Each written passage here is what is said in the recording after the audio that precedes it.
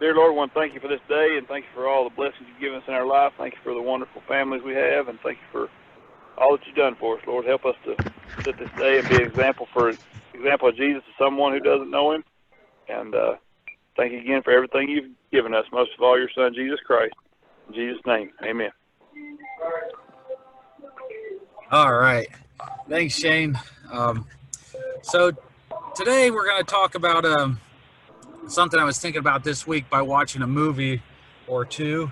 And it's, I don't know if anybody here's ever watched the movie Blues Brothers growing up. Does anybody on the line watch the Blues Brothers?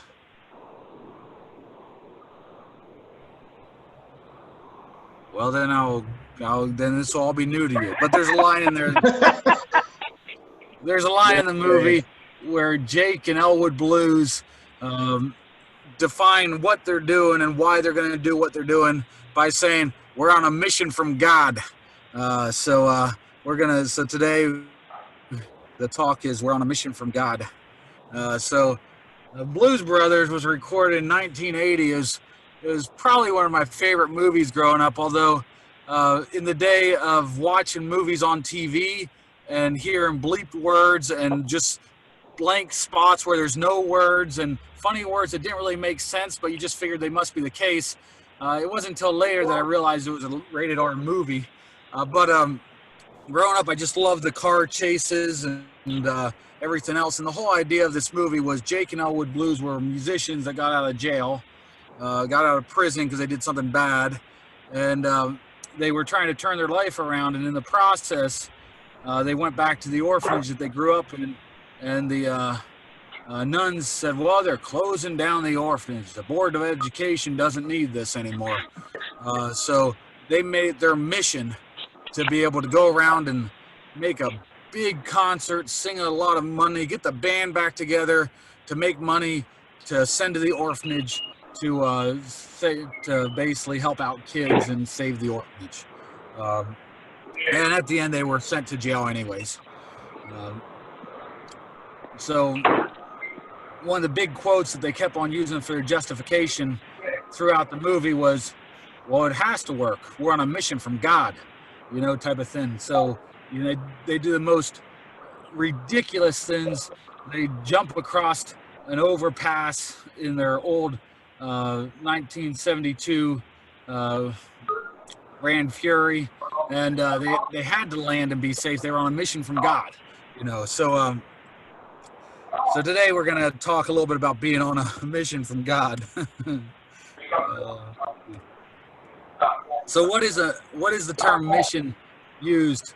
I think it's kind of interesting that a mission was first put together by kind of what some people consider the original Men in Black, or the order of Jesuit priests in the late 1500s.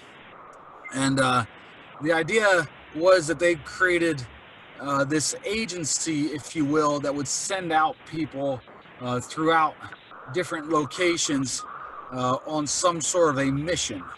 The word mission came from a Latin word that just used the word to go, dispatch, to release. I like the last part of this definition of the origin of the word it's kind of the let it go, if you will. So when we talk about a mission, any news from the guy?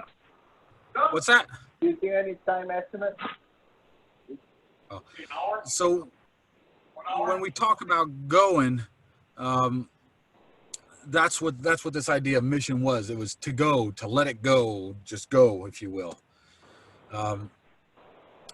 As I was growing up, even into my 30s, I remember discussing with people kind of what I was doing as I was becoming an engineer, an agricultural engineer, then an environmental engineer, then a civil engineer, and so forth. And I remember once describing to my mother, oh, well, this is kind of what I do, and I play in creeks and mud puddles, and I get to play with streams. And my mom denies to this day whether she said this or not, but I remember hearing her say, well, that's kind of nice if you don't care about anything eternal. And it kind of set me on this search to think of what does that mean by saying it's something eternal. And went to this idea that, well, maybe we need some sort of eternal mission, if you will. With this idea that maybe God needs some sort of a rock star for the faith.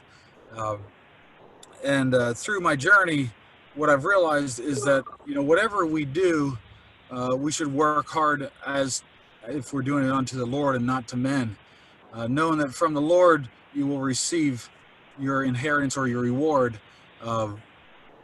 So in everything we do, we should be doing it as though we're serving Christ while doing this. And that's from Colossians 3:23 through 24. So the idea of mission and your workplace, your purpose in your workplace, it's not that you need to have your workplace be a specific mission. It's just we were given talents and gifts to go and reach other people as we have experiences and relationships that confront us. So this last week, I watched a movie called Free Burma Rangers. And this is a story about a missionary kid that grew up and then became an Army Ranger. As he became an Army Ranger, he got done after being an Army Ranger, and he decided he wanted to go back into missions field. But at that point, he was trained to be a soldier. And the idea of kind of going into missions and doing God's work while being a soldier can be somewhat different at times, somewhat complexing. The story was about just living differently, taking a risk of the next step and knowing that everything in life is a risk. I think when I think of my Christian faith, I think of a faith that would make a really bad hobby. Following Christ is a horrible hobby, but it can give us hope in the worst situations. So in other words, if you just kind of try to dabble in following Christ, it's going to be pretty miserable. And there's going to be a lot of things that just don't really make sense along the way. So as I continued on thinking this week about this idea of mission and what is our purpose to do, and how do we do life differently, living life differently, or if you will, the let it go aspect is really just a walk in faith. It's knowing that we don't exactly know what we're doing. We're not sure how to do the exact task that we have at hand at any given time, but yet we still walk forward in faith, and we still focus on the things that would be glorifying to God, the loving others along the way. Hebrews 11:6 says, without faith it is impossible to please God, because anyone who comes to him must believe that he exists and that he rewards those who seek him earnestly. So in our opportunities in life, we have things that come up that catch us off guard. And those are the times that we have an opportunity to walk in faith. It's easy to pass blame. It's easy to say, well, this is the reason why this happened. But those are times when we have an opportunity to stand up and walk in our faith and say, hey, you know what? There's a plan and purpose for why we're here. And yes, this doesn't feel good on what happened right now, but we can still be kind and share God's love with others in the midst of this. A number of months ago, I was surprised when I realized that the word mission was not a biblical word. There's no place that it shows up in the Bible. The first time it showed up related to the Bible was in 1590, and that was when the Jesuits created the word, and the word was created in a means of sending people out. And then later, the Great Commission showed up as a subtitle in the Bible. And it's the subtitle for Jesus saying in Matthew 18:20, then Jesus said to them, all authority in heaven and earth has been given to me. Go, therefore go. And therefore go is actually where that mishana, or that word, that mission, came from. Therefore go and make disciples of all nations. Making disciples is not the mission. The going is the mission through the word. Make disciples of all nations, baptizing them in the name of the Father, the Son, and the Holy Spirit, and teaching them to obey everything I have commanded you. And surely I am with you always until the very end of the age. So in trying to figure out what it means to have purpose, have a mission in my life, what I've come to and understand of a conclusion in my life is that mission is more about just going and just living life differently wherever I'm at with the experiences and the relationships that I've been gifted. So love is at the heart of going anywhere. So love is about sacrifice. And when we're going someplace, we're usually leaving something that we're familiar with. So the idea of having the sacrifice to leave the familiar and go somewhere else is the essence of the sacrifice of love. And when we are to love others, it's kind of this challenge of others or self. Am I going to spend the time that I have in my day thinking of myself and what my circumstances are, or am I going to try to spend some of that time thinking of others in that situation? So,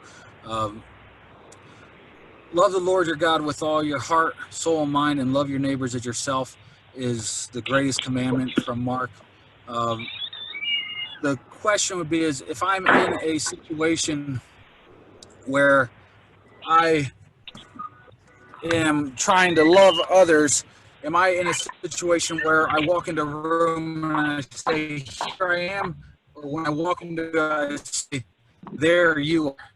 And this week I have to challenge you to more of the here I am than the there you are people. So in other words, when we're thinking about others, try to think of ask them where they are, ask them what their situations are, instead of spending time telling everybody, hey, this is where I'm at, this is what's happening to me. So those are my thoughts for the week related to kind of my inspiration and thoughts. My closing questions to you is, where can you go this week? That doesn't mean you have to go anywhere far away. It just means where can you go outside your comfort zone this week? Who is it that you can share love with this week? Does the next step in your life require faith, or does the next step in your life not require any faith because you already know how to do that? And then the final thought for the week is, will you live life differently as you go? Gandhi had said that your purpose in life is to find your purpose and give your whole heart and soul to it. And I think that's true for all of us. Is, part of our purpose and part of our mission is just to find what it is that's that important to us and just give ourselves to that. And we were all given different experiences and relationships that help us define what that purpose is. So as I continue on here, I am going to I have a battery that's about dead on my thing, so to keep from having something die on me, I'm going to have you guys kind of follow up with some questions as I walk into a place where I can charge my computer so it.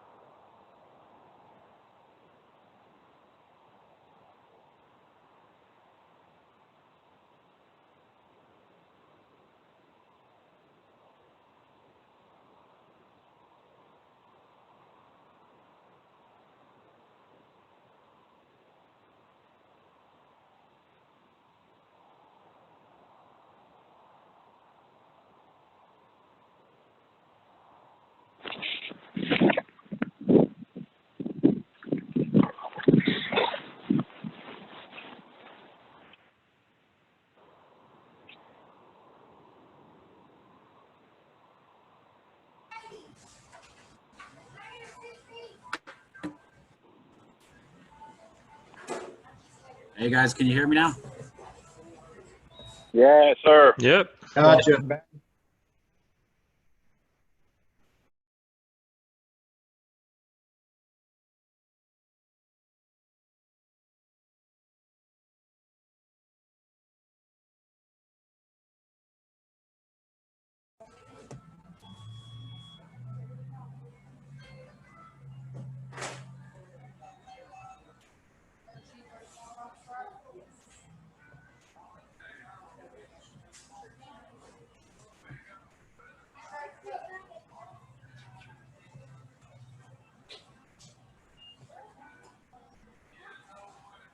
Hey, can you guys hear me?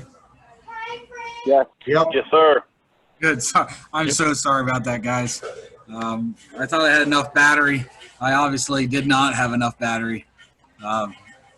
So we'll continue on here, and let's see if I can just keep on sharing this. So